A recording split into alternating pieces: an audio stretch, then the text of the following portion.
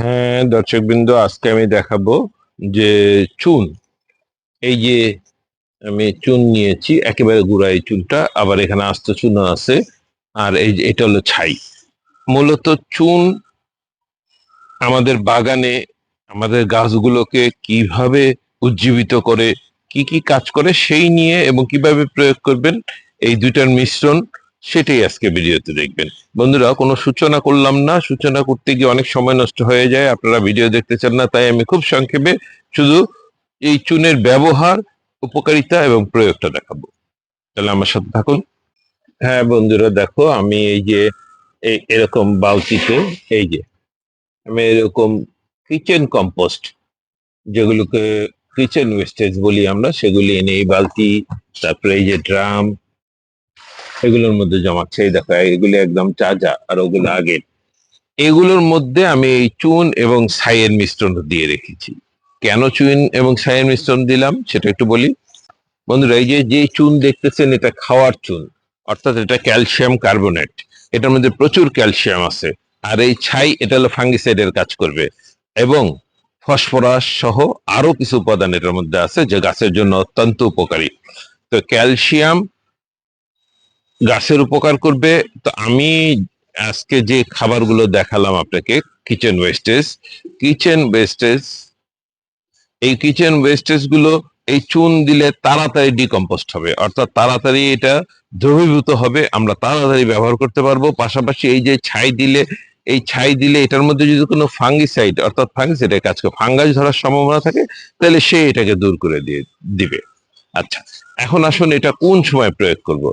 এই মিশ্রণটা আমরা বর্ষাকালে বেশি প্রয়োগ করব, কারণ বর্ষাকালে আমাদের গাছগুলোর গোড়াগুলো ভেজা থাকে, এবং এই ভেজা থাকাতে এখানে অনেক ধরনের পোকামাকড় আক্রান্ত হয়। যেমন দেখুন, এই যে বর্ষাকালে আমরা তো গ্রীষ্মকালে সাধারণত মালচিং করে রাখি, তো কিছু মালচিং রয়ে গেছিল।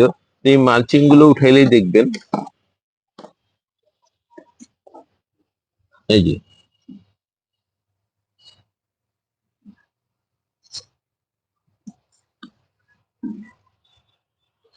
যে নানা ধরনের পোকা, এই যে শামুক, সবাই দেখতে পাচ্ছ শামুক, এই যে নানা ধরনের পোকা, এই বর্ষাকালে কিন্তু এগুলো হবে।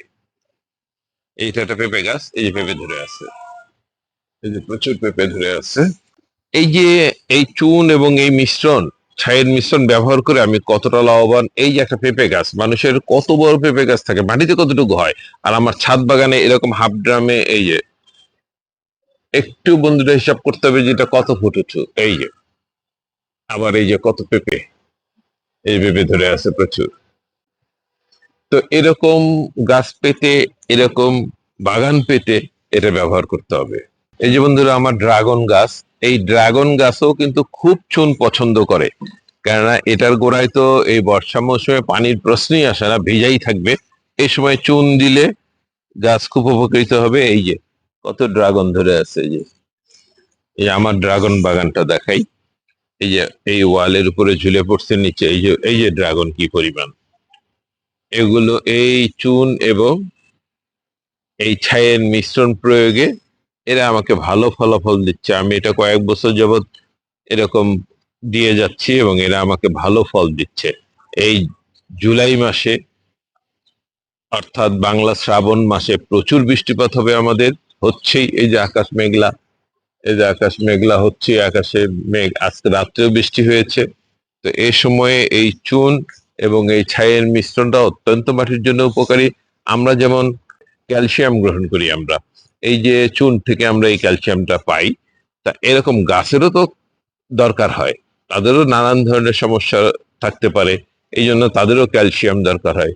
যদিও বৃষ্টি বাদল থেকে তারা কিছুটা পেয়ে থাকে, কিন্তু এইভাবে যদি আমরা প্রয়োগ করি, তারা সরাসরি অনেক ক্যালসিয়াম পেয়ে গেল, গাছ হৃষ্টপুষ্ট হইল, ফল দিতেও সুন্দরভাবে, গাছ রোগ প্রতিরোধ ক্ষমতা বৃদ্ধি পায় আগের গাছের।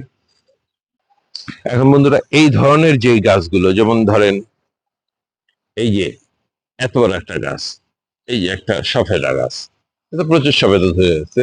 এটা এই যে এখন সিজনের দ্বিতীয় পর্ব, তারপরেও ধরে আসছে প্রচুর সফেদা। ওই যে সফেদা,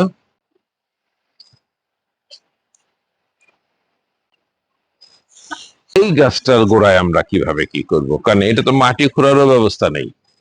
এইটাকে কি করতে হবে, এই ছাই এবং এই চুন, এটা যদি বৃষ্টির মৌসুম হয় তাহলে উপর দিয়ে ছিটিয়ে দিলেই হবে।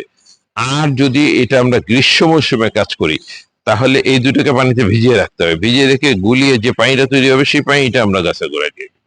বন্ধুরা, এগুলি আমি আমার কলা গাছে ব্যবহার করতেছি। এই যে আমার ছাদ বাগানে কলা, অনেকে তো ভয়ই পায় যে ছাদ বাগানে আবার কলা হয় নাকি, সেটাও হয়।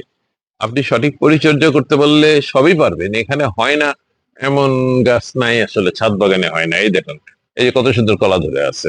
যেহেতু এটা একটা হাফ ড্রামে, এই যে হাফ ড্রামে একাধিক কলা গাছ, সুতরাং এখানে এত বেশি কলা ধরবে না। আবার আমি যদি একটা রাখতাম তাহলে কলার ছড়িটা বড় হতো।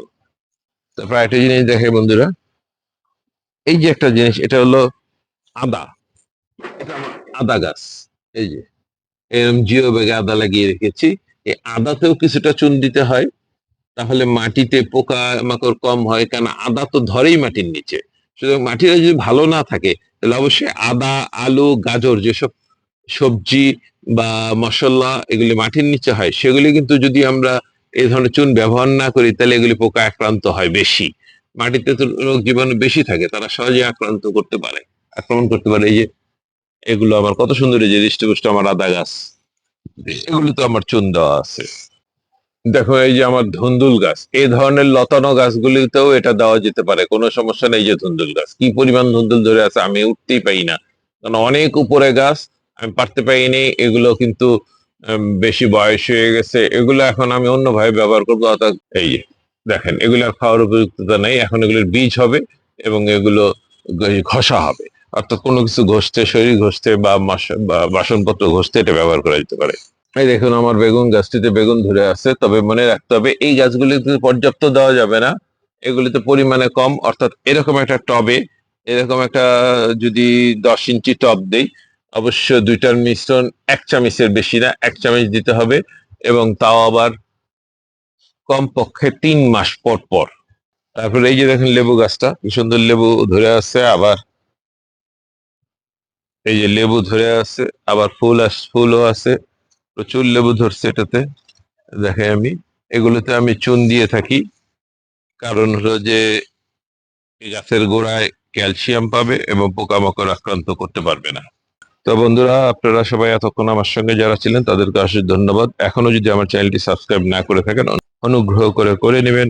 দেখা হবে পরবর্তী কোনো ভিডিওতে। সেই পর্যন্ত সুস্থ থাকুন, ভালো থাকুন, এই কামনা আমি জাহিদ আহমেদ আমার ইউটিউব চ্যানেল জাহিদ ইটিসি থেকে এখনকার মতো বিদায় নিচ্ছি।